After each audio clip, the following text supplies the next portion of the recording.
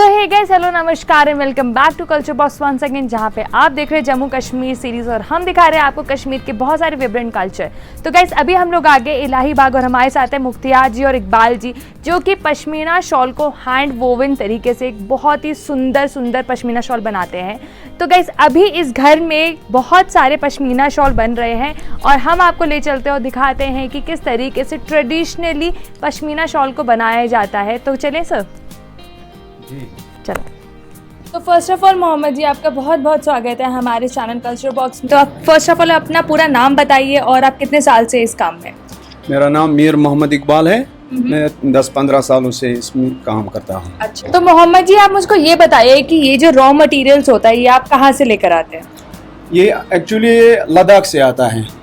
उसके बाद ये औरतों को दिया जाता है, इसी चरखे पे काटते हैं वो। अच्छा ठीक है। उसमें तार बनाते हैं वही औरतें यहाँ की। ठीक है। उसके बाद तार हमारे पास आता है, हम उसमें फिर शाल बनाते हैं। हमारे पास भी काफी काम होता है इसमें। पहले इसमें माया चढ़ाना पड़ता है मजबूत बनाने के लिए। ये कमजोर होता है ये धागा, उसके बाद सुखाना पड़ता है। उसके बाद ये गोटा वगैरह बनाना पड़ता है इसमें। तो गाइस जैसे कि अभी आपने वहाँ पे देखा कि कैसे हैंड स्पिनिंग हो रही है, लेकिन the main process is this handloom का प्रोसेस, जहाँ पे अभी वीविंग का काम हो रहा है। तो मेरे साथ ये जो क्राफ्टमैन है, इनका हम नाम जानते हैं। सबसे पहले आपका नाम सर? मेरा नाम मीर मुख्तियार अहमद है। अच्छा, और आप कितने साल से कर रहे हैं ये क्राफ्ट? मतलब 12 से 13 साल से कर रहा हूँ। वाह, तो आप जरा मुझको ये बताइए पूरा प्रोसेस कि किस तरीके से यहाँ पे वीविंग होती है। हमारे पास वॉब भी माई, उसके बाद फिर क्या होता है? धागा हमारे पास आता है, उसके बाद हम इसको यहाँ पे माया मजबूत बनाने के लिए माया देते हैं। उसके बाद हम इसको लाते हैं अपने ही घर में, तो इस पर इसको चढ़ाते हैं। फिर आराम से लगभग इसको लगता है 2-3 घंटे लगते हैं चढ़ाने में। उसके बाद हम इसको ये जोड़ते हैं आराम से ये धागे, ताकि इसमें जो वो बीच वाला जिसमें हम इसको ये लगाते हैं, ये आपको मैं दिखा सकूँगा। चढ़ने के बाद हम इसको ऐसे इसको बुनते हैं आराम से। ये देखिए, ये बिल्कुल सारा हाथ का है, कोई मशीन नहीं इसमें, खाली जो भी है हाथ से बनता है। एक शॉल में इसको लगते हैं 5 दिन बूंदने में।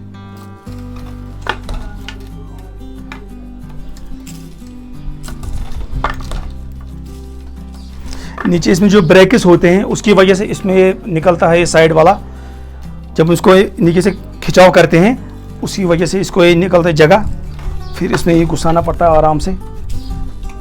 ये देखिए, बीच में धागा इसमें कटता है, फिर वो जोड़ना भी पड़ता है क्योंकि ये बहुत कच्चा होता है।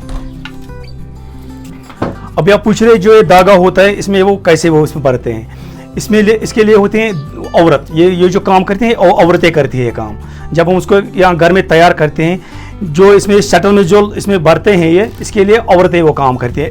एक तो इसमें इसको भरना पड़ता है, एक तो इसमें भरना पड़ता है। उसको लगता है इसको 1 दिन, उसके बाद फिर हमारे पास आ जाता है। आपको मैं दिखा रहा हूँ, देखो अगर इसको यहाँ से छोड़ेंगे तो ये लूज़ हो जाएगा, ये हो जाएगा लूज़। लेकिन टाइट करने के लिए इसको ऐसे इसमें जोड़ना पड़ता है रस्सी से, ताकि ये बंद हो जाए, टाइट हो जाए। और ये वाला पीछे वाला हिस्सा इसमें, और फिर आगे से भी बिल्कुल इसी तरह का होता है दूसरा। अगर इसको छोड़ेंगे तो ये बिल्कुल लूज़ हो जाएगा, लेकिन इसको रस्सी से बांधने के बाद ये बिल्कुल टाइट हो जाता है, बिल्कुल टाइट हो जाता है उससे, ताकि कपड़ा मजबूत रहता है। और इसमें फिर ये भी आता कपड़ा मजबूत हो जाता है। अभी जो देख रहे हैं ये जो पश्मीना है जो हम हाथ से बना रहे हैं, ये पावर रूम पे नहीं चढ़ सकेगा, क्योंकि पावर पे वही चढ़ सकेगा जो 2 नग जिसमें मिक्स हो, चाहे वो नायलॉन हो चाहे उसमें कॉटन हो। अगर प्योर हो वो नहीं चढ़ेगा, क्योंकि ये बहुत कच्चा होता है। ये बिल्कुल कच्चा होता है, मामूली से बिल्कुल कट जाता है। लेकिन अगर आप वहाँ पे लूम पे जाओगे, जो पावर में चढ़ाते हैं वो बिल्कुल मजबूत होता है, ऐसे खींचने से वो कटेगा नहीं, वो बिल्कुल। और फिर उसी वजह से हमारा जो पश्मीना जो हमारा हाथ का बना हुआ है, इसमें काफ़ी हमें तकलीफ़ उठानी पड़ती है। ये जो आप देख रहे हैं, जो हमारा जो इसमें हम ये बनाते हैं, इसमें सारा जो आता है जो खरी लकड़ी का होता है, सब बिल्कुल सारा जो लकड़ी का होता है। इसके लिए हमें वो लाना पड़ता है, उसको बोलते हैं तुरखान, वही उसको बनाता है। उसमें उसको लगता है लगभग 1-2 दिन उसको लगते हैं, तो ये उसको बनाता है। और ये जो हम जो इसमें ये लगाते हैं, ये होता है पीतल का, और इसमें होता है लकड़ी। ये इसको भी दूसरा बंदा बनाते हैं, उससे लगभग उसको लगता है 1 हफ्ता लगता है उसको बनाने में। ये इसी से हम इसको ये बनाते हैं शॉल को। और इसका नाम क्या है कश्मीरी में? कश्मीरी में इसको हम मुग बोलते हैं, लेकिन जो पावर लूम पे है तो उसको वो बोलते हैं शटल बोलते हैं।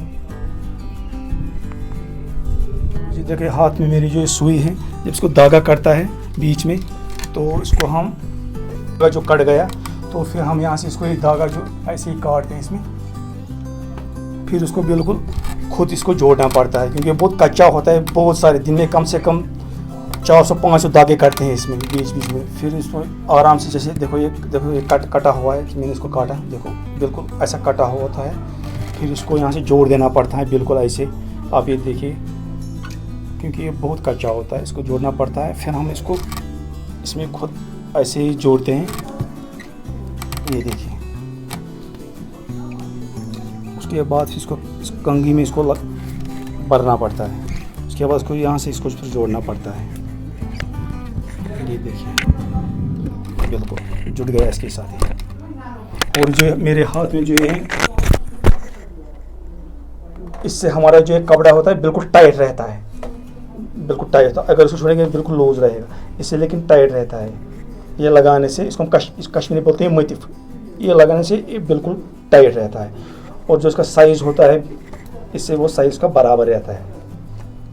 अभी जो हाथ में मेरे देख रहे हैं ये मैं इसको अभी तक बुन चुका हूँ, ये मैंने बनाया हाथ से, देखो क्योंकि कलर वाला है, ऑर्डर्स पे बना है और इसको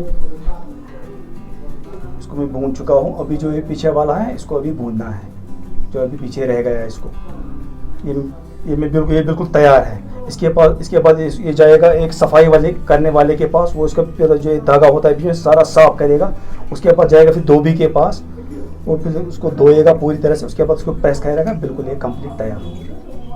तो गाइस जैसे कि अभी आपने देखा कि किस तरीके से पश्मीना की वीविंग होती है and it's just like our weaving process जैसे कि नॉर्मली क्लोथ्स बनते हैं, बट द पॉइंट इज कि पश्मीना को आप हैंडलूम में ही ज़्यादा अच्छे से बना सकते हैं, वो अच्छी तरीके से हैंडलूम में हैंडल होता है।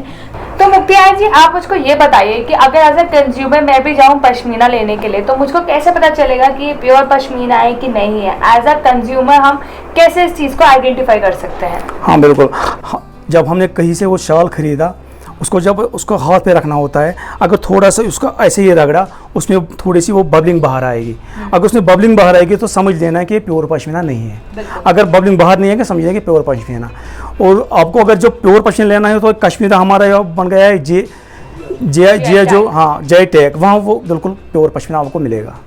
तो गाइस इनका कहने का मतलब है कि अगर आप भी कश्मीर आ रहे हैं तो फिर आप भी सिर्फ ट्राई करिए कि डायरेक्टर ऑफ हैंडीक्राफ्ट के through issued GI tag product pashmina ही लीजिए, because that is the only and the only organisation which make sure कि आपके पास बिल्कुल ओरिजिनल और ऑथेंटिकेट हैंड वोवन पश्मीना आ रहा है। साथ ही गाइस अगर आप थोड़ा सा उसको टच भी करेंगे पश्मीना को, एज पर माई एक्सपीरियंस, तो वो बिल्कुल फाइन नहीं होता, थोड़ा सा वो कोर्स होता है। तो इस वजह से भी आप पश्मीना को टेस्ट कर सकते हैं। मुख्तियार जी सबसे इम्पॉर्टेंट चीज़ होती है कि caring of pashmina, because pashmina काफ़ी एक्सपेंसिव आता है guys and we literally want कि हम उसको कहीं ख़राब ना कर दें। तो फिर उस चीज़ के लिए एज अ कंज्यूमर कैसे एक पश्मीना शॉल को केयर कर सकता है?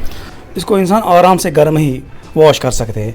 नीम गर्म पानी उसमें इस्तेमाल करना पड़ता है, उसमें वो खाली ये शैम्पू डालना पड़ता है और फिर उसमें रखना पड़ता है और उसको निचोड़ना नहीं होता है। बिल्कुल आराम से इसमें रख के 10-15 मिनट फिर उसको बाहर निकालिए ठंडे पानी से, फिर उसको वॉश कीजिए, बस फिर आराम से ठीक हो जाएगा। सो गाइस आई होप आपको ये व्लॉग काफ़ी अच्छा लगा होगा, जहाँ पे हमने आपको दिखाया कश्मीर का GI टैग पश्मीना का स्टार्ट से लेके एंड तक का प्रोसेस, और साथ ही हमने मिलाया आपको ये दो बहुत ही टैलेंटेड आर्टिसन से। तो आपको ये व्लॉग कैसे लगा हमें कमेंट बॉक्स में ज़रूर बताइए। अगर आप इस चैनल के साथ न्यू हैं then do hit the like button, share with your friends and subscribe to your channel if you are new to it. और साथ ही हमारे एक और चैनल guys little angels grooming kids, जहाँ पे हम किड्स एजुकेशन एंड काउंसलिंग की बात करते हैं, तो उसका भी लिंक डिस्क्रिप्शन में है, आप ज़रूर जाके उस चैनल को भी सपोर्ट करिए।